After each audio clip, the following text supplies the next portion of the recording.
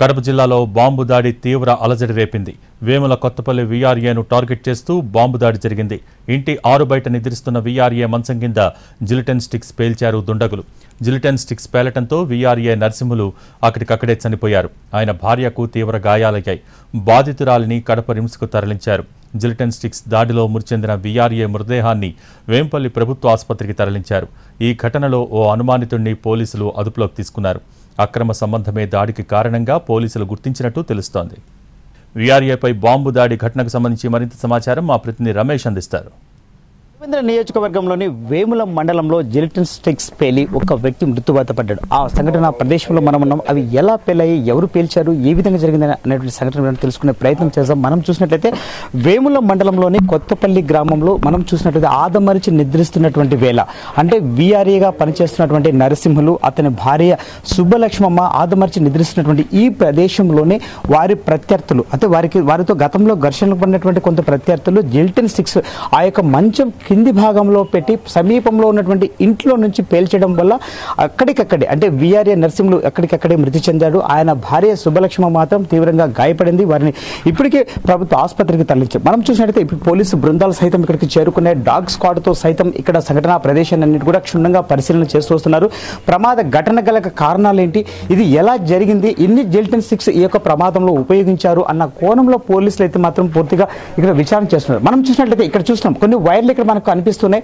జిలిటన్ sticks పేల్చడానికి ఉపయోగించేటువంటి వైర్లు, అంటే ఈ యొక్క వైర్ల ద్వారా జిలిటన్ స్టిక్స్ కనెక్షన్ ఇస్తారు. కనెక్షన్ ఇచ్చినటువంటి అనంతరం వాటిని ఒక బ్యాటరీతో పనిచేసేటువంటి ఒక యంత్రానికి కూడా కనెక్ట్ చేస్తుంటారు. ఆ యంత్రం దగ్గర నుంచి కూడా జిలిటన్ స్టిక్స్ అనేటువంటిది పేలుస్తుంటారు. మనం చూసినట్లయితే ప్రధానంగా వేముల మండలంలో అనేకమైనటువంటి ఇక్కడ వెరైటీస్ గనులు ఉన్నాయి. ఈ గనులలో అక్కడ ప్రధానంగా రాళ్లను పేల్చడం కోసం ఎక్కువగా జిలిటన్ స్టిక్స్ ఉపయోగిస్తుంటారు. కాకపోతే ఇవి గనులలో ఉపయోగించాల్సినటువంటి జిలిటన్ స్టిక్స్ ఇక్కడికి ఎలా వచ్చాయి, ఎవరు వీటిని తీసుకొచ్చారు, కాకపోతే చాలా జాగ్రత్తగా దాచాల్సినటువంటి జిలిటన్ స్టిక్స్ ఇళ్ల మధ్యకి ఎందుకు తీసుకొచ్చారు, పాత కక్షలు ఎందుకు ప్రధాన కారణంగా మనం చెప్పుకోవచ్చా అన్నటువంటి కోణంలో పోలీసు బృందాలు అయితే పూర్తిగా విచారణ కొనసాగిస్తున్నాయి. ఇప్పటికే క్లూస్ టీమ్స్ కావచ్చు, అదేవిధంగా ఇక్కడ ఉన్నటువంటి పూర్తిగా పోలీసు బృందాలన్నీ కూడా ఇక సంఘటనా ప్రదర్శనకు చేరుకున్నారు. కాకపోతే మృతుడు ఎవరైతే మృతి చెందాడో నరసింహుల యొక్క మృతదేహాన్ని వేంపల్లి పోలీస్ స్టేషన్ వేంపల్లిలో ఉన్నటువంటి మార్చురీకి తరలించారు. అదే విధంగా చికిత్స నిమిత్తం